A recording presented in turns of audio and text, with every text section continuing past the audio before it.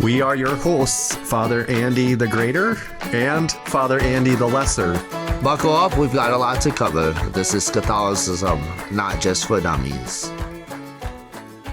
All right, so we got to get down to the nitty gritty here, and that is, can you vote for a candidate who is supportive of abortion? That's a complicated question. I appreciate the direct phrasing of it, but I think at this point it would be helpful to extensively reference the document that the bishops have given us. So we have to back off and look at some principles first. That's right. And so again, this is the 2008 version, but I think the paragraph numbers for this section line up with the current version. It would be paragraph 34 of Forming Consciences for Faithful Citizenship. The bishops write, "A Catholic cannot vote for a candidate who takes a position in favor of an intrinsic evil, such as abortion or racism." And the new version adds other acts like euthanasia, subjecting workers or the poor to subhuman living conditions, redefining marriage. I think that's I think that's the extent of the additions in this new version. So again, a Catholic voter cannot vote for a candidate who takes a position in favor of an intrinsic evil if the voter's intent is to support that position. In such cases, a Catholic would be guilty of formal cooperation in grave evil. So if they voted for him for that reason. For that reason. Yeah. So it helps to take a little bit of a step back, and I will give a caveat that I don't have extensive training in moral theology, but by and large, the most helpful moral paradigm that the Catholic Church tends to use is Thomas Aquinas's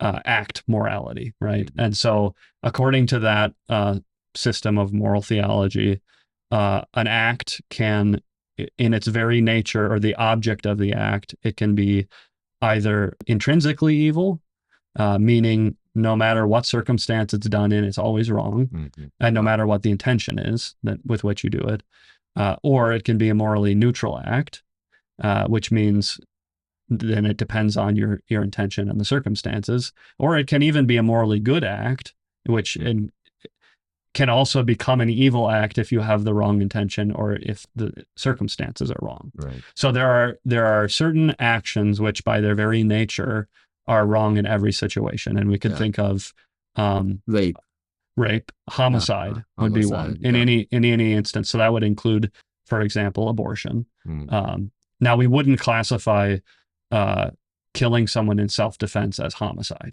Right. As a moral act, it's a different thing because the actual object of the act is defending yourself, right? Yeah.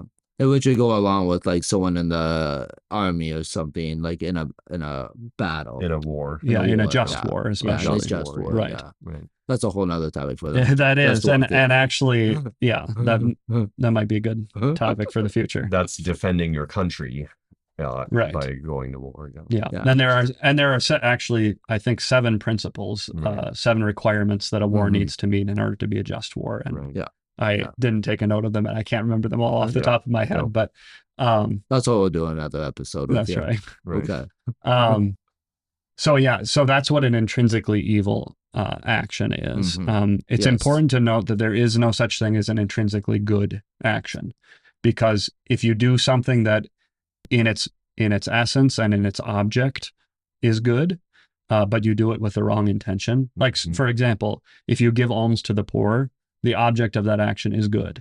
It's not neutral, it's good. But if you do it for the sake of looking good in front of someone else, it becomes an evil action because you have the wrong intention in it. Yeah. Interesting. So that's what this paragraph 34 is dealing with, is candidates who take a position in favor of an intrinsic evil.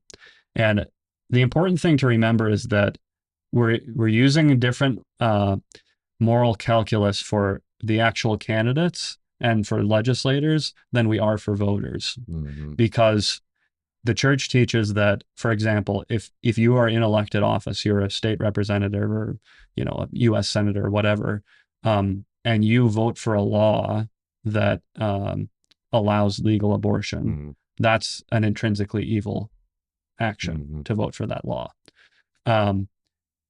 But voting for a candidate is a morally neutral act. So it depends on your intention and on the circumstances that surround it. Yes. And that's why this paragraph 34 specifies if your intention is to support that intrinsically evil position, then you're formally cooperating with the evil, and therefore it's a grave sin.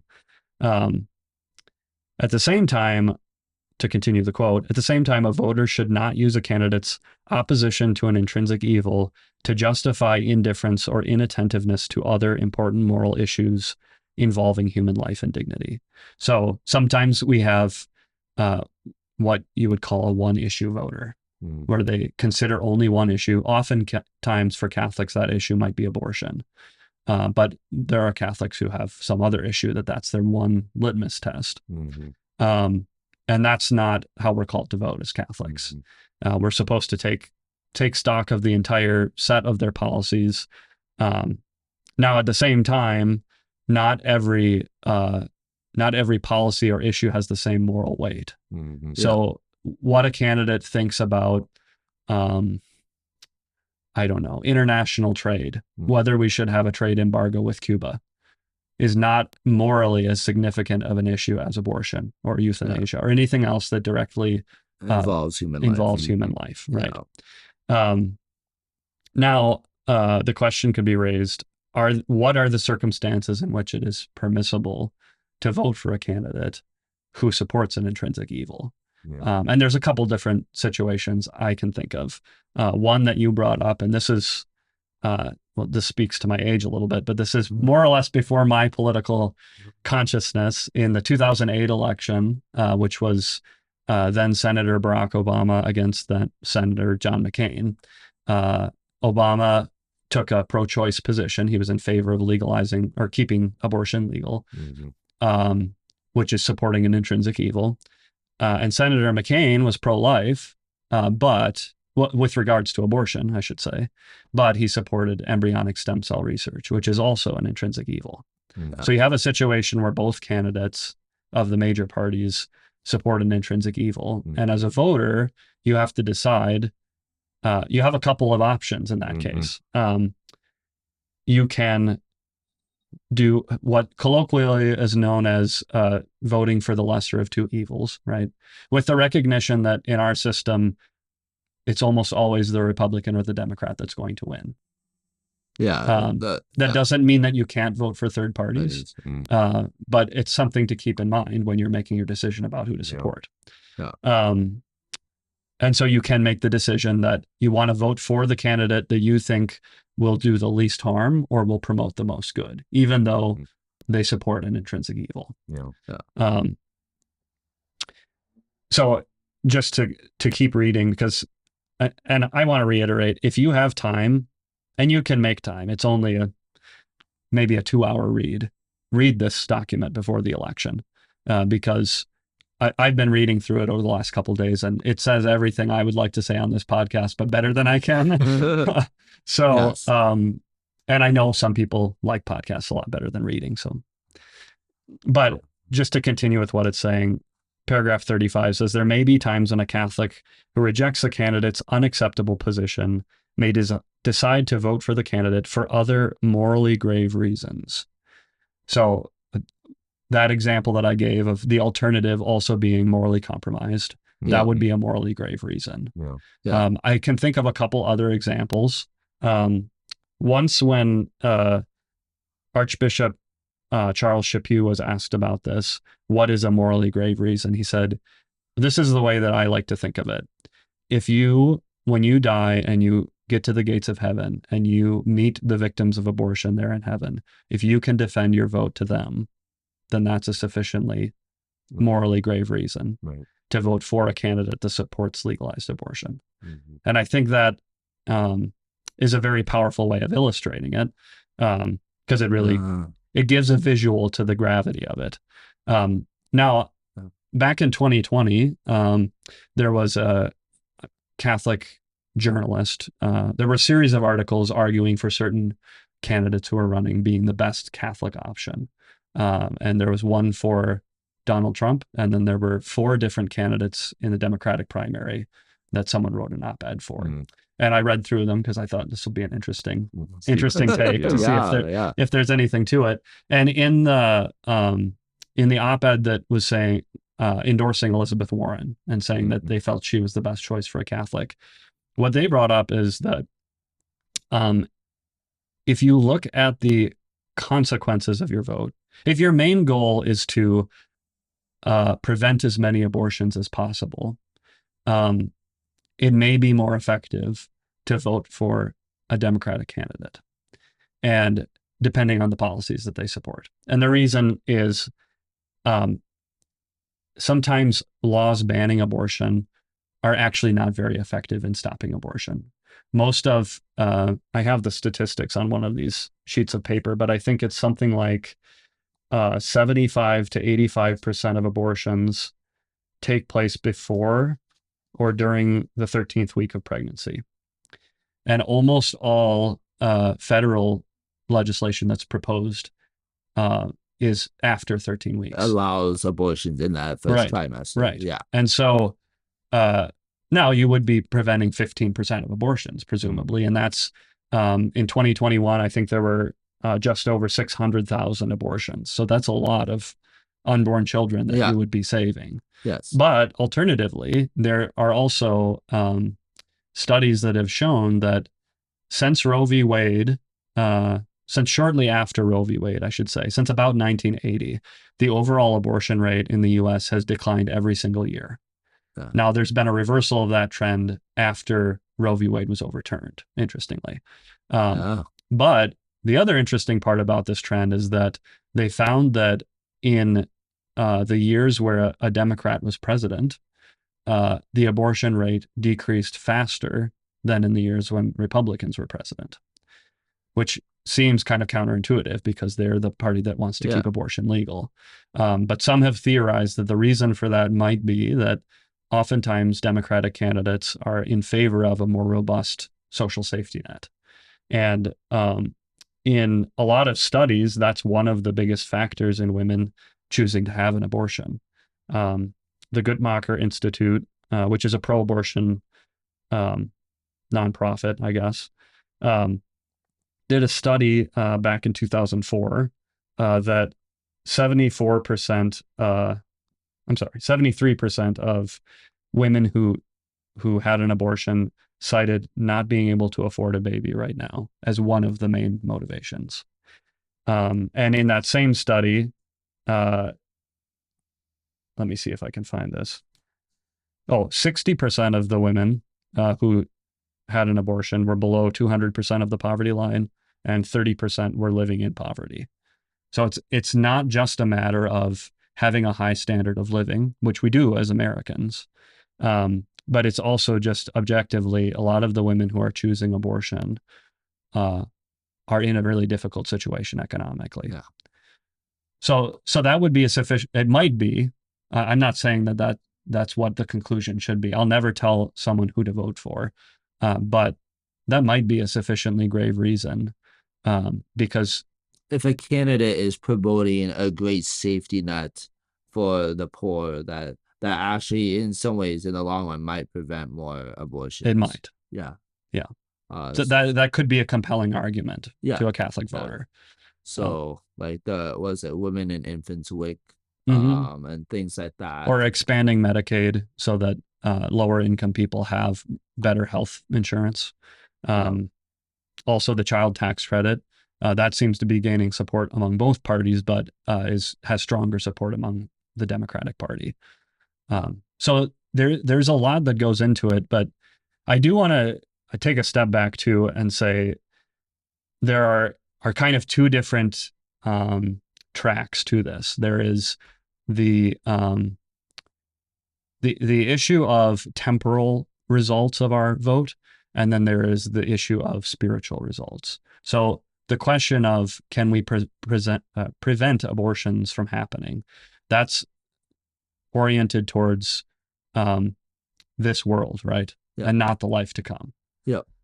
It's trying to promote physical life, but not necessarily spiritual or eternal life. Mm-hmm. And so there's a sense in which there's a saying that the law is a teacher. And so there's a sense in which fighting against allowing intrinsic evils to be practiced should be a higher priority, because the goal of politics is not just to promote physical life and physical prosperity. It's ultimately to try to promote virtue in a nation, Yes. and to try to grow and help people grow in holiness. Yeah. And so that's one reason that the actual stance on legalizing abortion could be weighted more significantly than, how many abortions are prevented. Yeah. Because a lot of people, especially if they don't have a moral or religious tradition in their upbringing, they do take what is legal and what is illegal as a sign of what's morally right and wrong. So there are eternal consequences to people's souls in changing these laws as well. I don't think that's what the bishops are saying, that you can look at consequences and the ends justify the means. Well, like in a Democrat candidate, their consequences are that their abortion rate goes down, and so that it's justified to vote for someone who's in favor of killing unborn children. It is true that the ends never justify the means. That's Right. a basic principle of Catholic morality, and I think that's important to state. And I want to just reiterate, I'm definitely open to correction if my interpretation is wrong. From my understanding of moral theology, the question of trying to use the ends to justify the means is generally directed at issues of intrinsic evil. Abortion is a fundamental moral evil, but I think what it's saying is voting in this way isn't permissible if you're doing it in order to ignore a fundamental moral evil.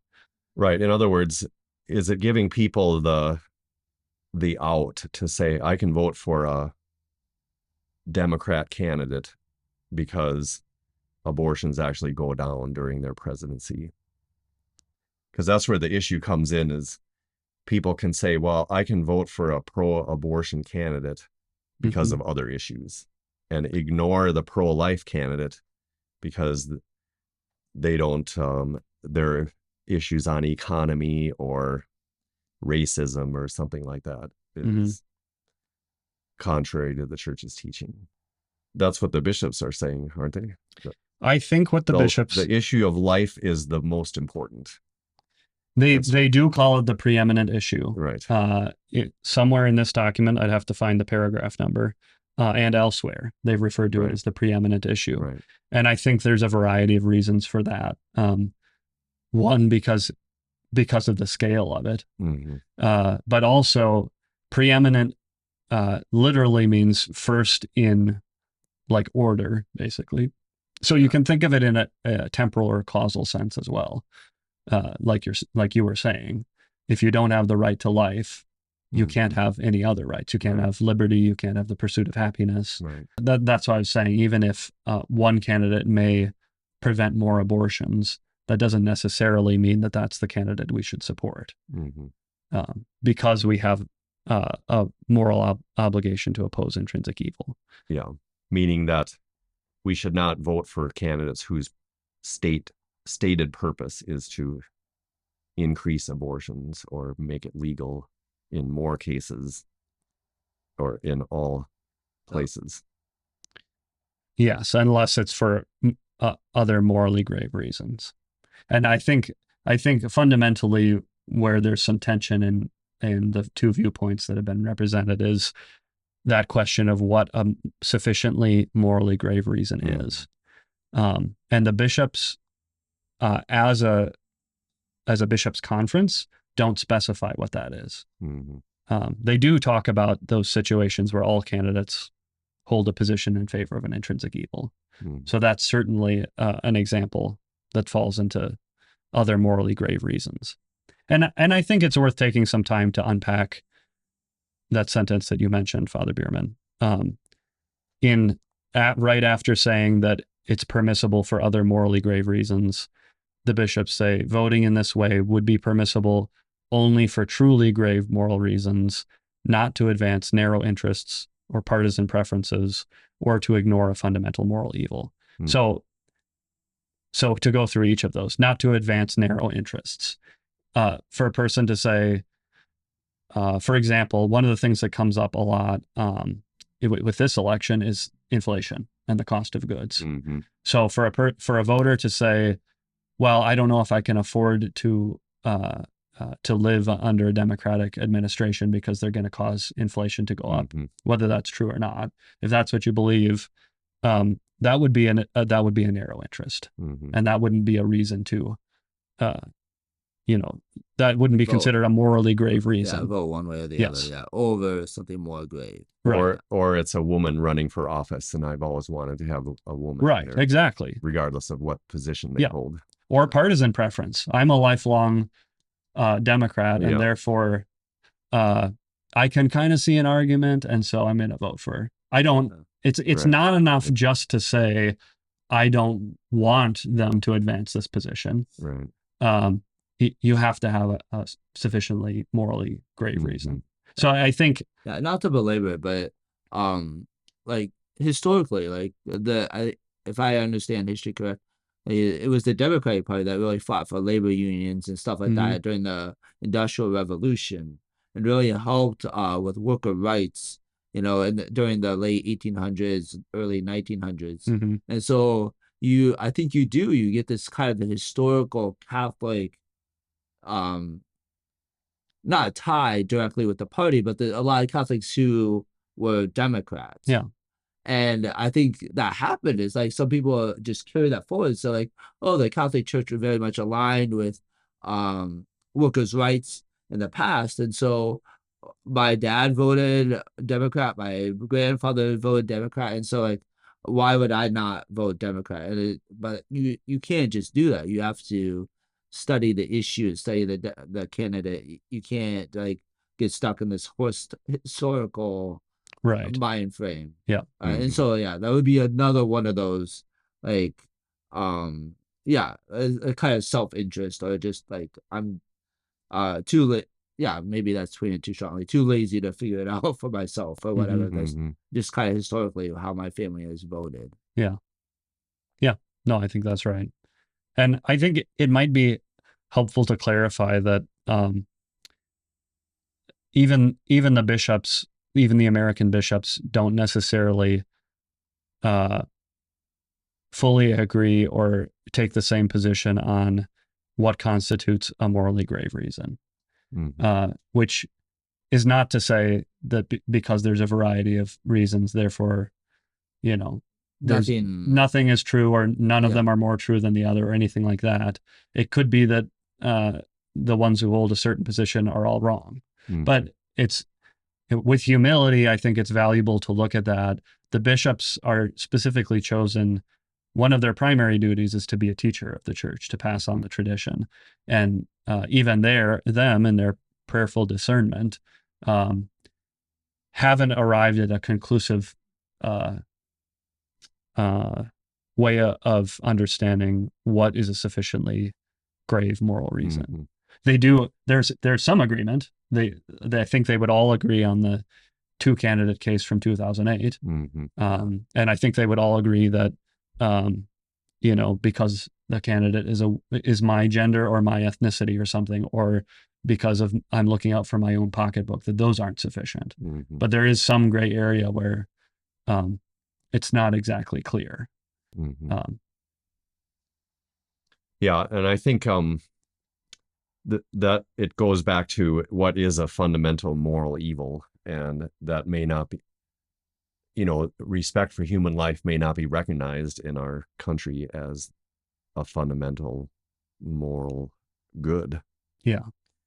And but yet there are party platforms and candidates that are including that in their statements about their strong support of this as part of their election. Like that's what they're going to work on. Right.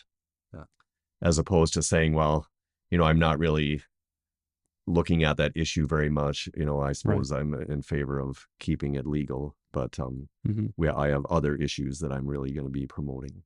Yeah. And I think that's a valuable thing to take into consideration. Even candidates who are who are not in favor of an intrinsic evil. Some of them are downplaying their position on certain things because they know they're unpopular. Mm-hmm. And I think that's worth taking into account as well. Yeah.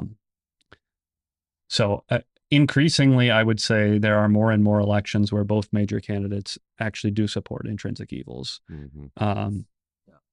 And we can talk a little bit about, I don't want to get too in the weeds on politics, but we can talk a little bit about the specifics of this upcoming presidential election. Mm-hmm. I think there are some valuable things for people to hear that maybe they haven't heard from the news that they're watching or reading. Yeah, and I think another issue is the polarization between the parties. Yeah. And even the demonization of the other party as terrible, which is not helpful. Right. No. It leads to seeing people or the candidates or even the people who support them as somehow evil. Like if we get rid of them, then our country will be in a better place. Right. But St. Paul says our struggle is not with flesh and blood, but with powers and principalities and the rulers of this present darkness, with evil spirits. Meaning we fall into a trap thinking that other people are the enemy. And if we just get rid of those other people, then we'll be better off, when really the enemy is sin, temptation, and the devil. Yeah. And that's really where the spiritual battle lies. But it's in all of us to some degree. Yeah, and I think that it really helps to keep that spiritual lens on, because someone told me once that the devil works in four different ways. They all started with a D, and I don't remember. It was division, distraction, deception.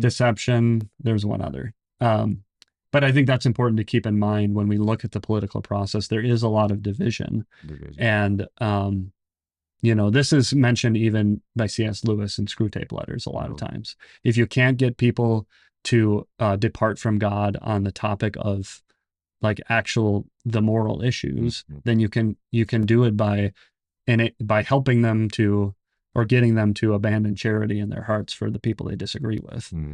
Right. And I think it's really important just to circle back to that reality that there's a lot of contention and anxiety in politics. I think the church, God has given that through the church a great gift to us. And I don't think it was intentional on the part of the church, but in the liturgical calendar, the first Sunday, or is it the last Sunday of the liturgical year, Christ the King Sunday, always follows a couple weeks after the election. And like I said, I don't think it was intentional on the part of the church, but it's incredibly providential, because it's a reminder for us that no matter who won the election or any of the elections, Christ is still king. And God still reigns on his holy throne. And ultimately, at the end of the day, the church is and is called to be ever more perfectly Christ's mystical body. So to embrace, it's interesting, if you look at elections, Catholics tend to vote pretty much down the middle, half Democrat, half Republican.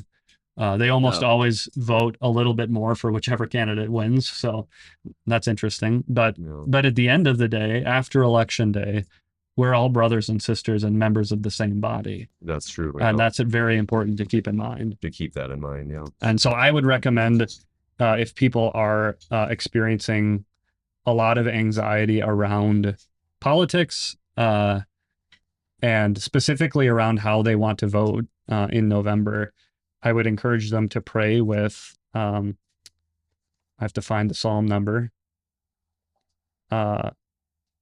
Psalm 146 would be a good one. That's the psalm that has put not your trust in princes, to recognize that although voting is an important duty as Catholics, at the end of the day, a lot of the direction that society goes is not dependent on who is the president. That's true. It's dependent on what we do in our homes and in our workplaces and in our communities. And that's actually the normal avenue for bringing about the kingdom of God on earth. Voting is an important part of it, but that's not the main part. Yeah.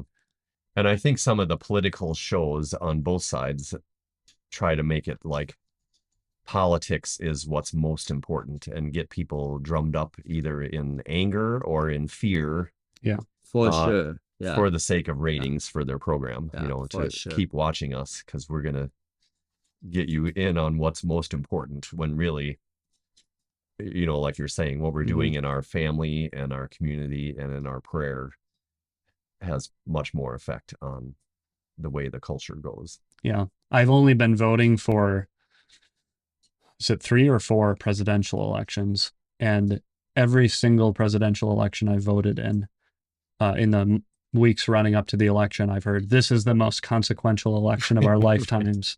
They said that every time. Every time. Far. Okay. And but this time it really is. Yeah, that's what they say. This is the make or break. Yeah. And I don't want to diminish the consequences of our political actions, but ultimately, it's. I mean, Vatican II said that family is the domestic church, right? This is where we have to start. This is where society changes. This is what we do in our homes. Yeah. And ultimately, the other thing is the church has said, even if you manage to have legislative victories and are able to create laws that are in keeping with the church's vision of promoting human dignity and the common good, ultimately culture is, or I should say politics is downstream from culture. And so if you get those laws enacted, but you don't have a culture of life, they're not going to last very long. So we have to be, I think sometimes we're very narrow-minded in our thinking and short-sighted, and we have to be thinking about how to promote a culture of life and a culture of justice in the long term. Right. So building something that will last. Right. Yeah. Maybe we don't want to go down this rabbit hole, but I've often thought of that, when Roe versus Wade was overturned. Yeah. And just the vehemence of the pro-choice reaction to that. Maybe I mean, babies' lives saved are lives saved, but at the same time, it's just like, sometimes I feel like our country wasn't ready, like that culture of life wasn't instilled. And so there's just the overreaction, I think, that has caused in some ways a lot of damage, that if we had a culture of life, we wouldn't have been there when Roe versus Wade was overturned. I don't want to say that it was overturned too soon, right? But it's just that the culture of life definitely wasn't there based on some of the reactions that came after Roe versus Wade was overturned. Yeah.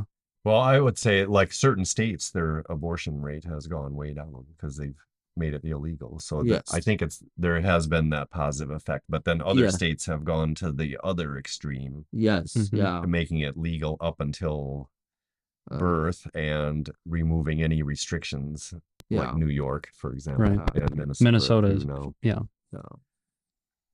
So I guess do you have the statistics of what's happened since Roe versus Wade? Not a lot of specifics. All I have, and I don't have anything specific to cite. All I know is that abortions have gone up on the whole. Like total number in the country. Some of that I think may be COVID related.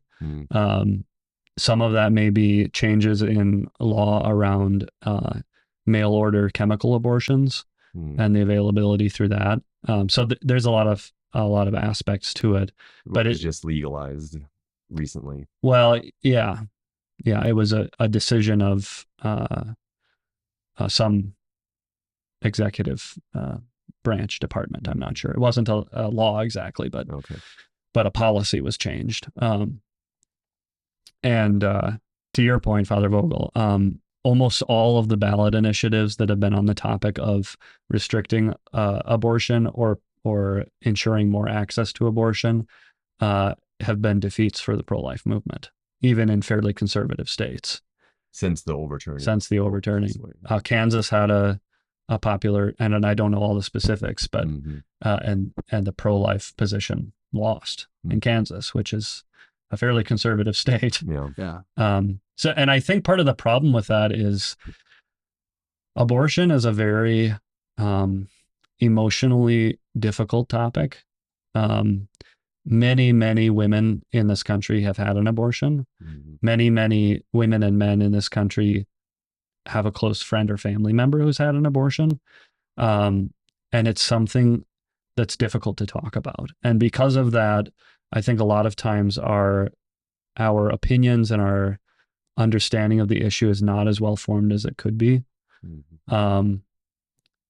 And to me, that's evidenced by the fact that in surveys, the results in terms of what percentage are pro-life or pro-choice depend a lot on how you ask the question. Mhm. That's right.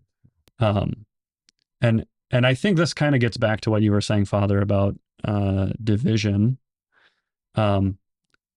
We really struggle to have conversations with people of a different political persuasion. Mhm. And I think you have to use prudence in this, and you have to know which relationships can withstand the tension of those conversations. Mhm. But it's important that we recover that ability. Mhm. To go back to what we were saying about conscience not being formed just between you and God, it's also not just you in your room by yourself reading church documents, although it's very important to understand what the church teaches. Mhm. It happens in dialogue with others, and including others we disagree with. Mhm. So what I found a lot in my position is that what self-identified conservatives think liberals believe is not very indicative of what they actually believe. Right. And what self-identified liberals think conservatives believe is not very indicative of what conservatives actually believe. And the only conclusion I can come to is that we don't talk to each other. Mhm. And that's fomenting more division than anything else, because our take of the other side or how the other side views us is dictated basically by news on the TV, which news is even a generous way of putting it. Most of it is opinion programming now. Right. Yeah. Yeah. So if you want to be an informed voter, probably the best thing to do is shut off the TV, Mhm. open your Bible, and open your catechism too, and talk to your friends and family about it in a way that's prudent. But these are really important discussions, and we can't approach voting and politics as just trying to get as much power as we can to get over the edge and impose our will on everyone else. It has to be based on consensus. Right. And I think there's an argument that can be made for openness to the truth, meaning that these things are not just moral relativism. Yes. Like, it doesn't really matter. Right.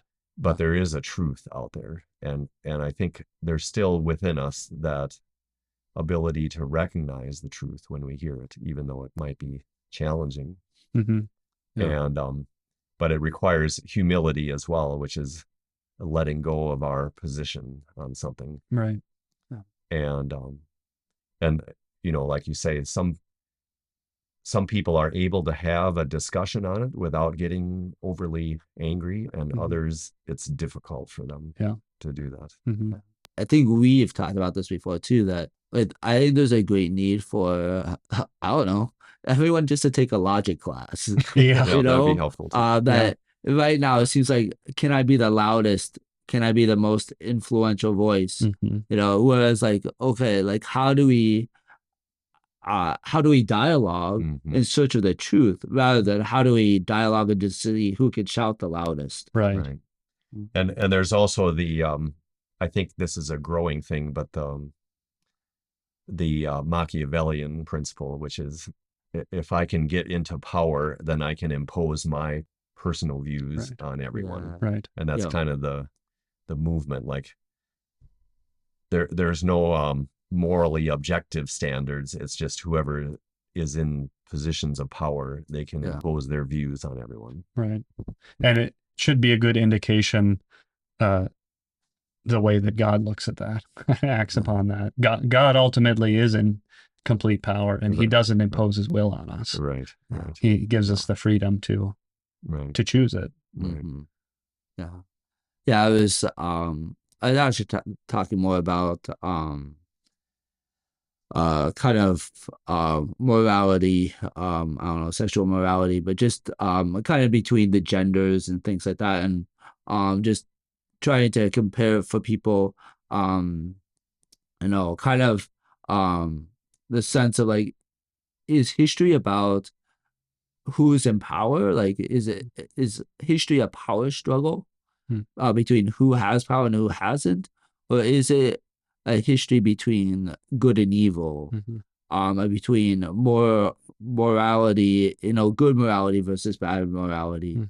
Like, is it a history of love and you know, lack of love, or is, you know, is it a history of good and evil, or is it a good of power and who's not in power? Right. I said that will greatly color how you look at not just history, but of the current situation. Like, are we here to help each other grow in holiness, or are we here as each other's opposition, and I have to gain more power over you than you over me, so that I can impose my will. so that I can impose my will and will. Yeah. Or are we here to help each other grow in holiness, grow in truth, grow in love? Right. Yeah. Yeah, and I think if you look at the life of Christ, you can see that, like you were saying earlier, God does not impose his will. There were many people expecting him to assume the kingship that was lost from the Davidic dynasty, and they were disappointed extremely when he just was arrested, suffered, said nothing, and died on the cross. Yeah. But yet that's the way that he redeemed the world. Yeah. That's the model of leadership we're called to follow as Catholics. Right. Even in the world of politics, where, you know, many of the people in power may be embracing that Machiavellian view, rejecting the notion of, you know, absolute truth to guide our actions, or absolute goodness. Right. But still, we're called to, like the martyrs too. You know, that the blood of martyrs is the seed of the church, and that's true of our efforts too. Whether it's actually being killed physically for our faith, or if it's the frustration we experience in politics, or the feeling that we're wasting our votes because we're supporting a candidate who has no chance of winning. You know, ultimately our success isn't measured in, you know, just this election or just the next 10 or 50 years. It's measured in eternity. Right. Yeah.